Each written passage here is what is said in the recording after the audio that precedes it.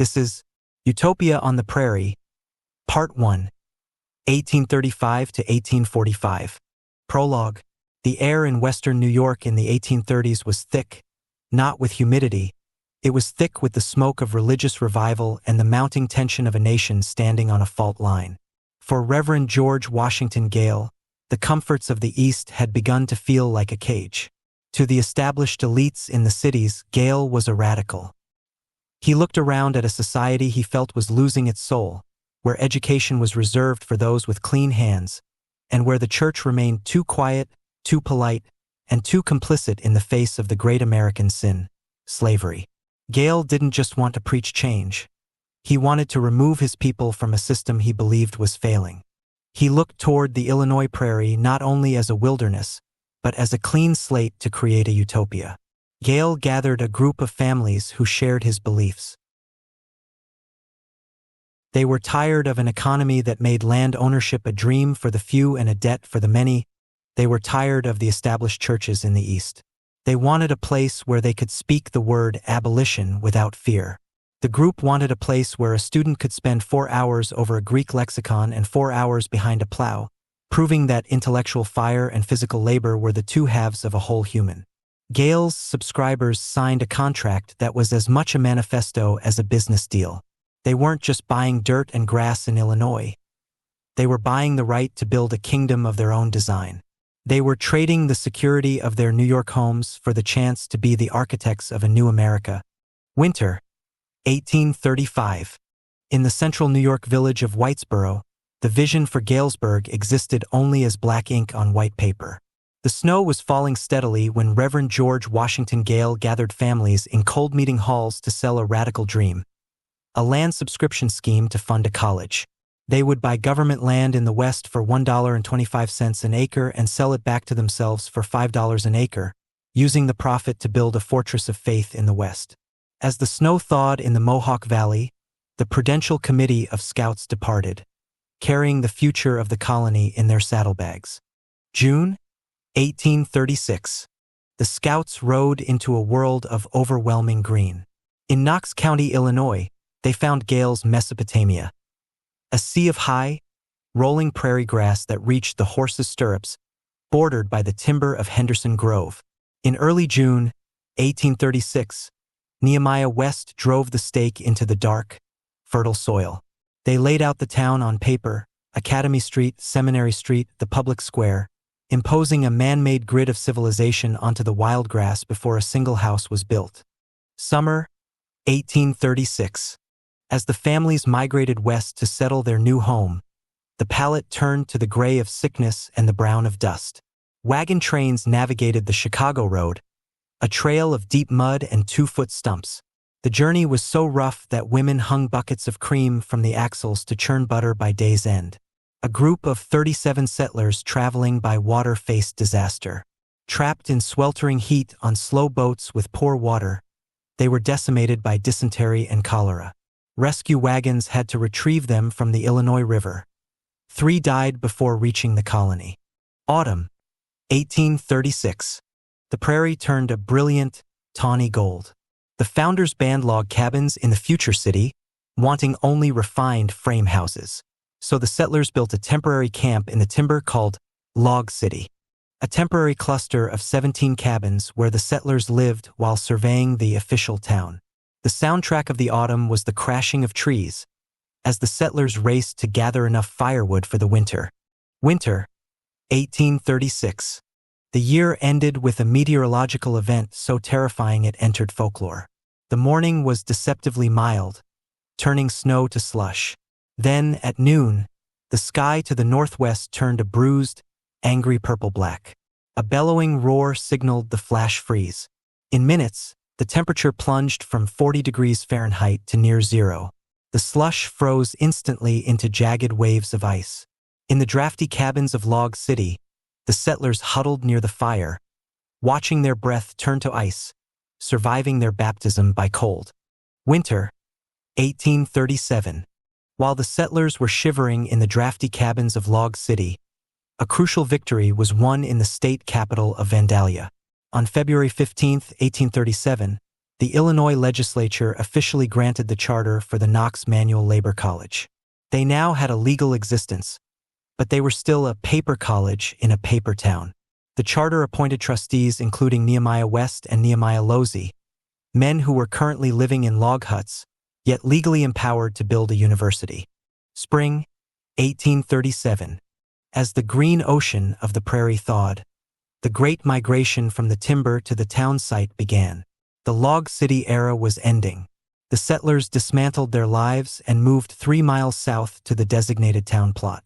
To ensure Galesburg looked like a refined New England village and not a frontier outpost, the founders had effectively banned log cabins in the town center. This meant every house had to be built with sawn lumber, a massive logistical challenge. Without a railroad, every plank had to be hewn or milled. The sound of 1837 was the saw and the hammer, as skeleton frames of civilization began to rise above the tall grass. Summer, 1837. Just as the first frames were going up, disaster struck from the east. In May, New York banks suspended gold and silver payments, triggering the Panic of 1837. It was one of the worst depressions in U.S. history. Galesburg was built on a financial house of cards, the subscription model where settlers pledged money to buy land. Suddenly, cash vanished. Donors who had promised thousands could not pay a dime. Land values, which Gale had banked on rising to fund the college, plummeted. The Mesopotamia of the West was suddenly worth a fraction of its price. Despite the national collapse, the colony refused to fold. They bartered, traded labor, and relied on the harvest. While other speculator towns vanished into the prairie ghost history, Galesburg kept building. July 4, 1837. In the midst of construction and financial panic, the settlers did not forget their primary mission. On Independence Day, they gathered not just to celebrate the nation, but to challenge it. They formed the Galesburg Anti-Slavery Society, one of the first in Illinois. This was a dangerous act. In 1837, Illinois was a volatile border state where abolitionists were often met with mob violence. Elijah Lovejoy would be murdered in Alton, Illinois, just months later. By organizing openly, Galesburg declared itself a station on the Underground Railroad before it even had a completed railroad depot. Autumn, 1837. By the first snowfall of 1837, the paper town was real. The open prairie was now punctuated by the sharp angles of frame houses, a general store, and the foundations of the academy. They had survived the sudden change, the cholera, and the panic. The college had no building yet, but it had a charter, a board, and a town of believers to support it. Winter, 1838. January opened with a biting cold. The college technically existed only on a charter signed in Vandalia. In reality, it was just Professor Nehemiah Losey teaching a handful of children in a drafty storehouse belonging to Matthew Chambers. There were no lecture halls, only sacks of flour and dry goods. The settlers were still reeling from the financial crash, trying to survive in any way possible. Spring, 1838. As the frost thawed, the community made a desperate wager on the future. They began construction on the first official college building at the corner of Main and Cherry Streets. It was not the grand brick edifice Gale had dreamed of, a primitive story-and-a-half wooden frame structure. To save space and money, the stairway to the second floor was built outside the building, exposed to the elements. Strict Puritan modesty dictated 2 separate doors. One for male students, one for female students. Summer, 1838. The landscape shifted from green to a sickly, burnt brown. A historic drought descended on Illinois. The creeks that fed the settlement dried up. The manual labor farm, which was supposed to feed the students and pay for their tuition, became a dust bowl. The thirst was so extreme that wildlife lost its fear of man. Historical accounts from 1838 describe muskrats driven mad by thirst, wandering out of the dry creek beds and entering settlers' cabins, searching for water in the kitchens. Autumn, 1838. Despite the heat and the sickness that followed the drought, the building was finished. The Knox Manual Labor College, operating as an academy, opened its doors. Professor Nehemiah Losey stood at the head of the class as principal. 40 students filed in, boys through the east door, girls through the west. The upper rooms, reached by the freezing outdoor stairs, became the first laboratories and the nucleus of the college. It was a humble, unpainted wooden box on the prairie, but it was the victory. The paper town finally had a school. The students sat on rough benches, but they were studying Latin and mathematics in a town that, just 2 years prior, had been nothing but animal tracks and tall grass. Winter, 1839. The structure of the new school was immediately tested by a hollow, bone-white winter.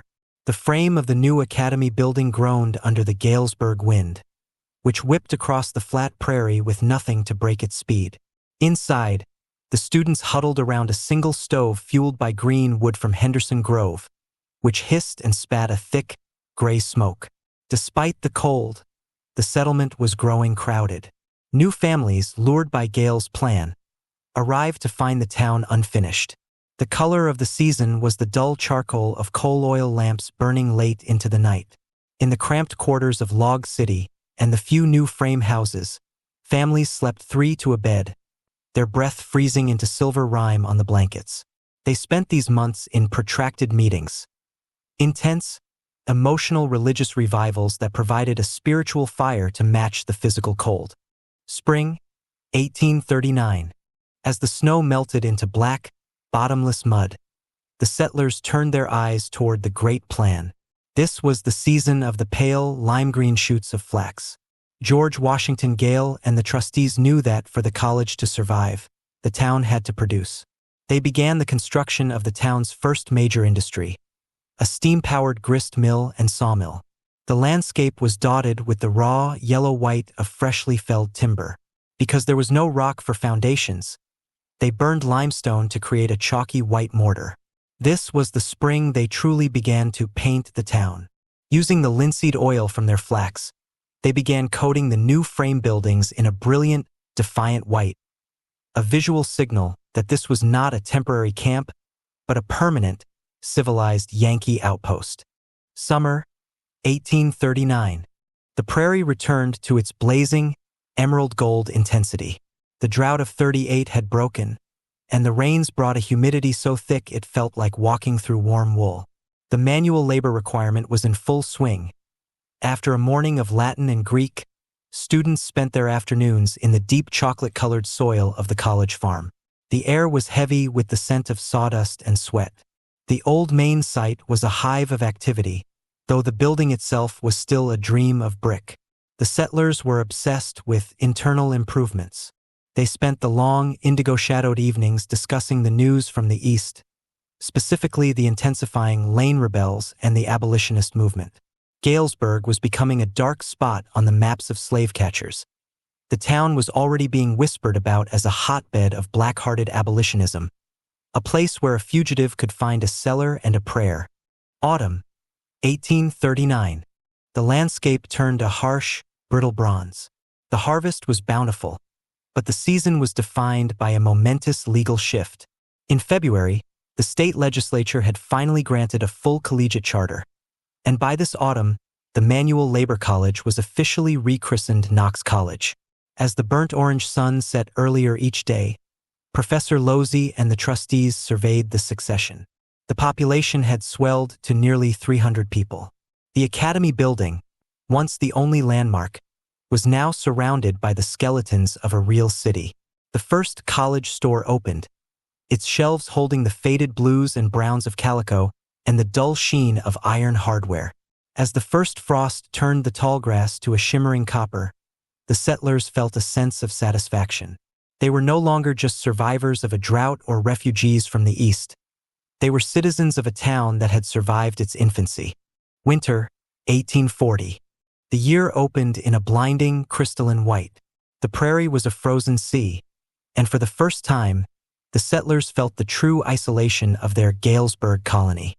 The wind was a physical blade, carving drifts that buried the first floors of the new frame houses. Survival depended on the flickering amber of the hearth and the groves. This was the season of the wood lot. Men and older students spent their days in the dark, skeletal woods of Henderson Grove, felling timber to keep the town alive. The sound of axes echoed through the frozen air like a heartbeat. Inside the drafty academy building, the color of winter was the inky black of the printing press. The founders were busy writing letters back east, desperate to recruit more pious and industrious families.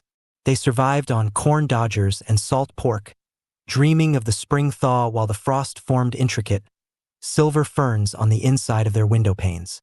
Spring, 1840. When the thaw finally came, it brought the deep, treacherous black of Illinois mud. The streets of the planned city, mostly imaginary lines on a map, became impassable sloughs. But the melting snow revealed the vivid, neon green of the winter wheat, a sight that promised life. The building of the city moved from the forest to the clay. This spring, the settlers began digging the first deep wells. The color of the season was the dull, wet gray of the limestone hauled in to line them. Without a local quarry, every stone was a treasure. Simultaneously, they began the great planting. Not just crops, but trees. Remembering the leafy canopies of New York, the pioneers planted saplings of maple and elm against the pale, watery blue sky, hoping to create a forest city on the treeless plain. Summer, 1840. The landscape exploded into a riotous, shimmering emerald. The 1840 summer was the season of the brick yard. Realizing that wood alone would not make a city, the settlers began to bake the earth itself. On the eastern edges of the town site, they dug into the heavy, terracotta-colored clay, molding it into thousands of bricks and firing them in massive kilns that glowed vibrant crimson against the summer nights. Construction began on the first permanent brick stores along Main Street. The air was a mixture of golden dust and the smell of baking mud. The manual labor philosophy was tested to its limit as students spent 12-hour days in the sun-drenched fields of yellowing oats, their skin turning a rugged, weather-beaten bronze. They weren't just building a college, they were building the infrastructure of an economy. The steam mill was finally screaming its whistle, turning the raw, honey-colored grain into flour that could be shipped to the world. Autumn, 1840. As the prairie grass turned the color of burnt cider and old parchment, the settlers faced the fevers. Autumn on the Illinois frontier often brought the ague, a shivering malaria-like sickness. The landscape felt heavy with the hazy, smoky purple of the autumn mists. Many families spent weeks in a delirium, their faces turning a sickly, waxen yellow. Yet the work did not stop. This was the harvest of the first fruits. The town had survived its third year, and the first permanent brick chimneys now stood tall against the brilliant, bruised plum sunsets of October. They were no longer colonists, but citizens. As the first frost turned the garden vines into shriveled black lace, the settlers gathered for a Thanksgiving of sorts.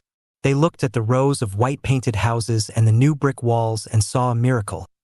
A city of intellect and industry rising out of the rust-colored wild. Winter, 1841. The year began in a hollow, slate-gray chill. The prairie was a featureless void of white, but inside the homes of Galesburg, the atmosphere was red-hot. This winter, the town solidified its reputation as a black-hearted abolitionist whole. The color of the season was the flickering, nervous orange of lanterns held low. While the college students studied by the pale yellow glow of tallow candles, the underground work intensified. In the dead of night, wagons muffled with burlap moved toward the dark, jagged tree line of Henderson Grove.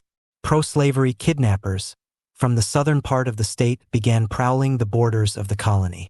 The settlers, many of whom were members of the newly formed Anti-Slavery Society, lived in a state of high-alert defiance, their breath blooming like ghostly white plumes in the midnight air as they guarded their barns and cellars. Spring, 1841. As the vivid, electric green of the spring thaw returned, the manual labor of the city shifted toward permanent infrastructure. The settlers were tired of the black gumbo mud swallowing their wagons. This was the season of raw, blonde sawdust and heavy, gray gravel. The plan called for more than just survival. It called for a cultural center. The color of the season was the chalky white of new plaster. Artisans began finishing the interiors of the white city, houses with a level of refinement that shocked visitors from the surrounding wilderness. While neighboring settlements remained clusters of drab, weather-stained cabins, Galesburg was a grid of blindingly bright clapboards. The college students, returning from their winter break, traded their heavy wool for indigo-dyed cotton shirts, spending their mornings in the college garden, planting rows of medicinal herbs and vegetables. Summer, 1841. The Prairie became a scorching, copper-gold furnace. This summer, the political heat matched the weather. The manual labor system was at its peak. The sounds of the season were the rhythmic silver clinking of hammers and the low lowing of oxen. The centerpiece of the summer was the expansion of the female seminary. The founders believed women's education was the moral ballast of the West, an idea that was not accepted by many at the time. Under a deep, bruised violet sky during summer storms, the settlers raised more frame structures. The landscape was a patchwork of golden wheat and the deep, emerald squares of corn. Autumn, 1841. As the tall grass turned a dry, whispering bronze, the college was now a bustling hive of intellectualism. The air smelled of smoky cedar and dried corn husks. This was the season of the great debate. With the harvest tucked away in deep chocolate-colored cellars, the town turned its attention to the State of the Union. The color of the season was the inky purple of the elderberries used for dye and the rust red of the falling oak leaves. By the time the first iron-gray clouds of November rolled in, Galesburg had transformed. It was no longer a colony struggling to breathe. It was a defiant, white-painted beacon on the edge of the world, ready to fight the coming national storm. Winter, 1842. The winter arrived with a steely, translucent blue glare. The ground froze to the depth of a man's knee, turning the prairie into an iron-hard floor. This was the winter of the Great Quarrying. While the students huddled in the academy building, their fingers stained inky charcoal from wood smoke and lead pencils, the town's laborers took to the frozen creek beds. They were searching for the bluestone limestone needed for the foundation of a massive new building. Teams of oxen, their breath forming thick, frost-white clouds, dragged sledges of stone across the snow to the center of the town square. This wasn't just building. It was a siege against the elements, preparing for the day the mud would finally be conquered by brick. Spring, 1842. As the pale, watery emerald of the spring grass emerged from the slush, the town witnessed the great digging. At the heart of the settlement, a massive rectangle was carved into the glistening, black-strapped soil. This was the footprint of the first main building. The landscape was a mess of raw, red clay mounds and bleached timber. The settlers weren't just farmers anymore. They were masons and engineers. The sound of the season was the sharp, metallic ring of trowels against stone. They laid the massive limestone blocks for the foundation, a cool, slate-gray anchor in the shifting prairie soil. Around them, the town began to bloom with Yankee gardens, rows of lilac and white flowering fruit trees that the settlers had carefully grafted and protected through the winter, bringing a soft, eastern beauty to the rugged Illinois horizon. Summer, 1842. The heat returned in a shimmering, brassy haze. To build the walls of the college, they needed hundreds of thousands of bricks. The outskirts of Galesburg became a landscape of scorched orange earth. Huge, clamped kilns burned day and night, sending plumes of amber and violet smoke into the summer sky. The manual labor students, their backs tanned to a deep, weathered mahogany, moved the bricks in a human chain. The building began to rise, a deep, dusty crimson skeleton against the brilliant turquoise of the prairie sky. It was a monumental effort. Every brick was a physical prayer for the future. Meanwhile, the first city wells were being completed, providing a crystal-clear reprieve from the heat, a stark contrast to the stagnant, moss-green sloughs of the previous years. Autumn, 1842. As the landscape faded into a brittle, golden ochre, the walls of the new building reached their height. The settlers looked up and saw something that didn't exist for 100 miles in any direction. A 3-story brick edifice rising above the tall grass. The color of the season was the shining silver of the new tin roof catching the low autumn sun. As the burnt sienna leaves of the young maples began to drop, the college building was enclosed. It stood as a stark, red and white sentinel on the plains. The harvest was brought in, barrels of ruby-colored apples and sacks of golden corn. But the real harvest was the building itself. The paper town had finally become a brick reality. Winter 1843. The winter settled in with a luminous, pearl-gray stillness. Now that the great brick shell of the college building was enclosed, the battle shifted from the elements to the interior life. The color of the season was the warm, honey-hued glow of new pine flooring. Inside the high-ceilinged rooms, the settlers worked by the flickering amber of tallow candles to install the first bookshelves. These weren't just shelves. They were the arrival of the East in the West. Boxes arrived by frozen wagon, packed with tattered leather-bound volumes of Virgil, Milton, and the heavy, inky black texts of Hebrew scripture. To a pioneer who had seen nothing but grass and sky for years, the sight of a wall covered in the faded golds and deep maroons of book spines was a luxury more precious than gold. Spring, 1843. Spring arrived in a blur of soft lavender and mint green. The great migration of furniture began. Wealthier families who had finally completed their permanent frame houses began ordering pieces from the East, mahogany tables and cherrywood chairs that arrived wrapped in drab, tan burlap. The landscape was transforming from a wild prairie into a cultivated grove. This was the spring the first white-blossomed orchards really took hold, surrounding the deep crimson brick of the college with a halo of petals. The manual labor students spent their days in the rich, espresso-colored garden plots, not just planting corn for survival, but flowers for the soul. The Galesburg plan was maturing. The town now had a distinct smell, a mixture of damp, fresh earth and the sharp, sweet scent of lilac. Summer, 1843. The summer heat brought a vibrant, high-noon gold that beat down on the new tin roofs. This was the season of the first public exhibition. The town was no longer a secret. Visitors from Peoria and even Chicago arrived to see the abolitionist miracle. The color of the season was the crisp, bleached white of linen shirts and Sunday dresses. Under the shimmering indigo of a July twilight, the settlers gathered to hear the students debate. The first library was now open to the community. A cool, shadow-filled sanctuary where the air smelled of old paper and cedar oil. The students, their hands still calloused and bronzed from morning farm work, spent their afternoons hunched over tables, their faces illuminated by the soft green light filtering through the tall windows.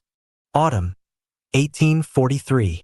As the prairie turned to rust and burnt umber, the town felt a new sense of permanence. The 1843 harvest was the largest yet, but the talk of the town was the new literary societies. The color of the season was the dark, midnight blue of the ink used to draft the town's first newspapers and circulars. As the smoky, orange-tinted haze of the autumn fires drifted over the horizon, the people of Galesburg retreated into their brick-and-mortar fortress of knowledge. They were no longer just surviving the prairie. They were mastering it. The library had become the town's beating heart. As the first silver needles of sleet began to fall in late November, the settlers didn't just huddle for warmth. They gathered around the dark, polished wood of their library tables to read by the light of a new civilization. Winter, 1844. The winter was a stark, bone-chilling white, but the atmosphere in Galesburg was one of electric, dark shadows.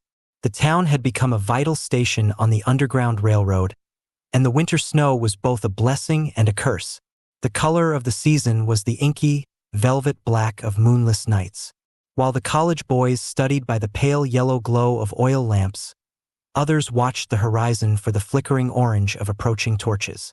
Beneath the floors of the new frame houses, secret cellars were dug into the cold, damp clay, offering a pitch-black sanctuary where the only sound was the thumping heart of a fugitive waiting for the signal to move north. Spring, 1844. As the vivid, mossy green of the thaw returned, the war moved into the open. The landscape was a patchwork of brilliant white houses and deep, chocolate-colored furrows, but the beauty was a mask for a town under siege. The color of the season was the shimmering silver of the local bells. Whenever a kidnapper or a suspicious stranger entered the town limits, the college bell or a hand-rung signal would alert the community.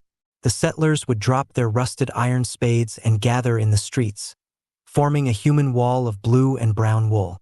They used legal maneuvers and sheer physical presence to protect the passengers passing through.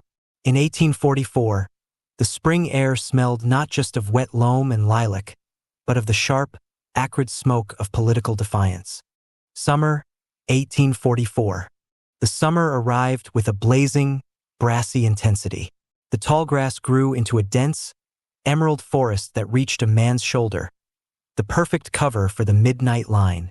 The color of the season was the dusty gold of the prairie roads. Wagons with false bottoms, looking like ordinary farm transport, moved through the heat. The students, their skin turning a deep, sun-scorched bronze from working the college fields, acted as lookouts. They sat atop the deep crimson brick walls of the unfinished buildings, scanning the hazy, violet horizon. Every stranger on the road was a potential threat. The community was no longer just a collection of farmers and scholars. They were a tight-knit, iron-willed resistance movement, their eyes reflecting the steely blue of the summer sky. Autumn, 1844. As the prairie faded into burnt sienna and dry parchment, the tension reached its breaking point. The harvest was gathered under a bruised, plum-colored autumn sky, but the settlers' minds were on the freedom trials taking place in nearby counties.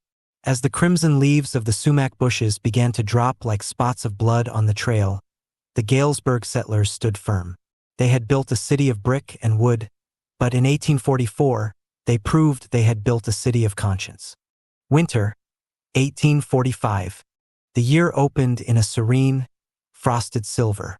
The harsh, survivalist winters of the log city era felt like a distant memory as the new female seminary became the town's winter jewel. Inside its warm, cherry-wood finished parlors, the color of the season was the delicate ivory of sheet music and the soft rose of heated cheeks during socials. For the first time, the Galesburg wind was held at bay by thick brick walls and heavy navy blue wool curtains. While the men debated the annexation of Texas by the amber glow of the hearth, the women spent time in literary circles, turning the frozen isolation of the prairie into a season of shimmering, intellectual warmth.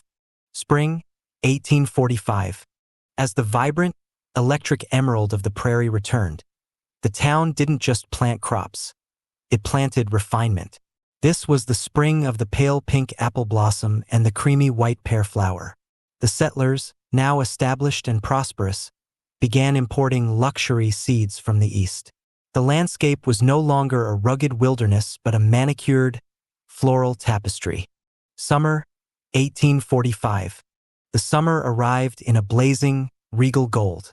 The manual labor fields were now vast, efficient engines of wealth, swaying in burnished copper waves. This season was defined by the grand commencement. Visitors from across the state marveled at the sight of young women in lavender and primrose dresses discussing philosophy on the same ground where, only a few years prior, muskrats had wandered through dry cabins.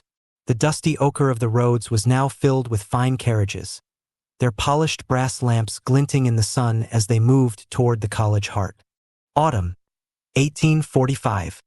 As the landscape deepened into rich mahogany and burnt cider, the town looked like an oil painting of a New England village. The harvest was no longer a desperate act of survival, but a celebration of abundance, filled with the vibrant orange of pumpkins and the deep ruby of late-season berries. The color of the season was the warm, glowing terracotta of the brick buildings in the setting sun. As the smoky, violet mists of October settled over the town, the abolitionist war continued in the shadows, but the town now had the legal and financial weight to defend its principles with steely blue resolve. Galesburg was no longer an experiment. It was a shining, white-painted reality. Epilogue. In the previous 10 years, the transformation of the landscape was nothing short of miraculous. In 1835, this patch of Illinois was a silent, intimidating sea of gray and brown tallgrass, inhabited only by the wind and the occasional traveler. By 1845, the paper town had become a living, breathing mosaic. The settlers had moved from the dark, cramped rot of temporary log cabins to the stark, defiant white of frame houses and the eternal crimson of brick institutions. They had survived the sickly yellow of the 1838 drought and the slate-gray terrors of the early winters. In one decade, a band of pious rebels had successfully domesticated the wild, turning a monochrome wilderness into a kaleidoscope of civilization, education, and defiance. This has been Utopia on the Prairie, Part 1, 1835 to 1845.